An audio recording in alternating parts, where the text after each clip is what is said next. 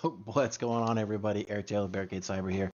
Want to bring something to you that was brought to my attention a little bit earlier today, meeting with some other folks, and really got a lot of my alarms going. So, folks who are in the MSP space, they usually will use a platform like a Datto or a Kaseya, God forbid Kaseya, a Synchro MSP, or like something from the suite of stuff over from ConnectWise. And today we're going to talk about one of those products by ConnectWise called ScreenConnect. On the surface, it's a really, really awesome tool. I know a lot of MSPs use ScreenConnect. It is a remote sharing tool, much like a team viewer, um, BombGuard, things of that nature. It really is a good tool to be able to do a screen sharing session. And this is not a video promoting ScreenConnect by all means, so just bear with me a second. We'll kind of talk about why this cybersecurity alert or the cyber alert that I'm putting out really is that. But I want to at least explain to those folks who do not know what ScreenConnect is, what its compatibilities are, and why so many MSPs will tend to use it. So inside of this is their ScreenConnect dashboard where you can group everybody by client names. You can do whatever you want to, right? So inside of this web interface, you can see all the general information about the device, timelines, what processes are running. This does take normally a few moments to show, and there we go. So you can see all the processes that are potentially running, what software may be installed, even some of the uninstalled links. If you want to pull in some of the event logs in there, you can even restart some of your services. So again, ScreenConnect tool set for an MSP, a managed solution provider, is a really, really good tool. With that said, we found something that was pushed out. I'm not sure if it was a today thing, but it's definitely a very recent thing. And bear with me a second while this sharing will get a little goofed up while I switch over to the ScreenConnect session that I have in place here. So we have that, and we have this. So we are now, you're seeing the remote session, right? So we spun up something in Azure, and we have a VM running, with all these things. So, just as you would with TeamViewer, you can, go online and go to Google, and if I could actually spell Google correctly, go figure. You have everything. Now they have a feature that they've had for quite some time called Backstage. Now, Backstage really is a tool that gives MSPs the ability to run some commands and commandlets in PowerShell and in the native command line to do administrative tasks like log people off or potentially reboot or whatever the case may be, right? So that's what Backstage is. And apparently there's been an update to Backstage, again, either today or very, very recently, that I want to show you where there is a massive, massive problem. So in this case, we will come up here to the computer icon at the very top up here, and we'll click on Backstage. And from here, you'll see, actually, it's not even showing that because of my, sorry, this video is not, there we go. We'll just change it over to Eric so that way you can actually see all that. So, we have the ScreenConnect logo, which will bring up a navigational tree. So you can see all the stuff that are in startup. This whole navigation tree at the very bottom is a very, very new ad. So you can bring up full-fledged PowerShell,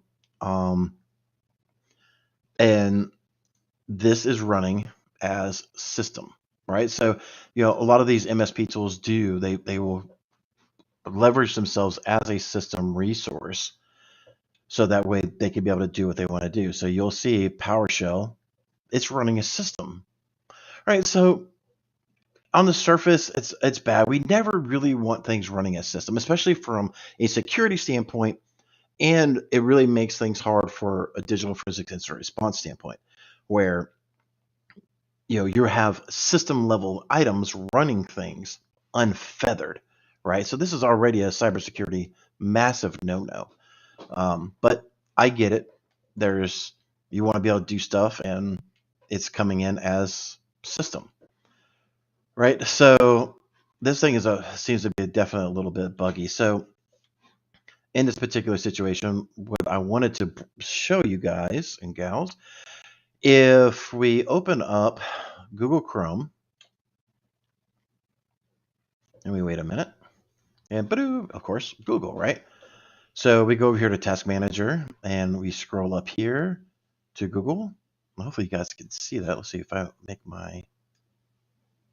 that does seem to help it a bit on the replay here. But you can see that Google Chrome.exe is running as Barricade Cyber. Hooray, right? It's exactly what we want it to be. Because I am the logged in user, so therefore it should be running as me. On Backstage, if we come over here, and I just type in Chrome. Oh, we have the Chrome link here. So let's go ahead and open it up. It's like, oh, we're launching Chrome. But how are we launching it?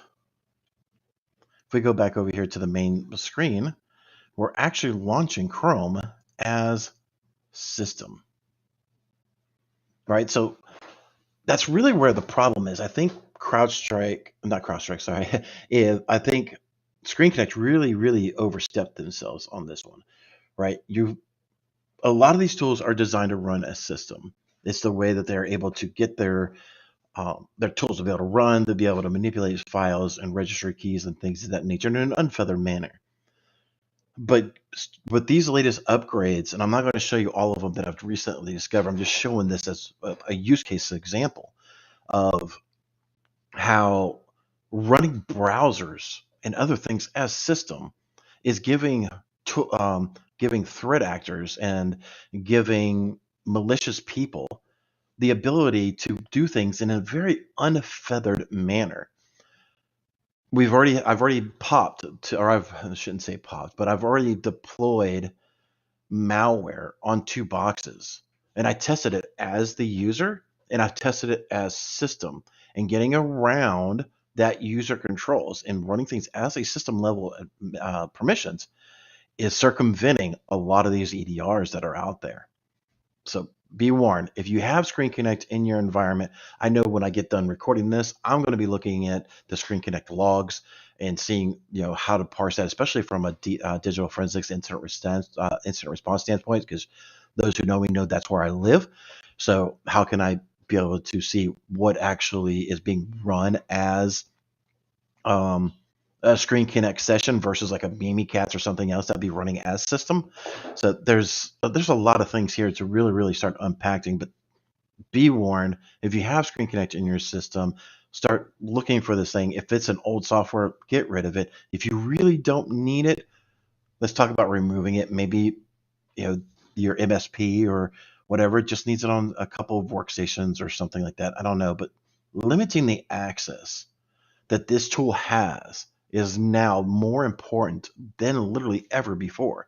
Because if that ScreenConnect server does get compromised, they have unfeathered access to run whatever they want to as system now.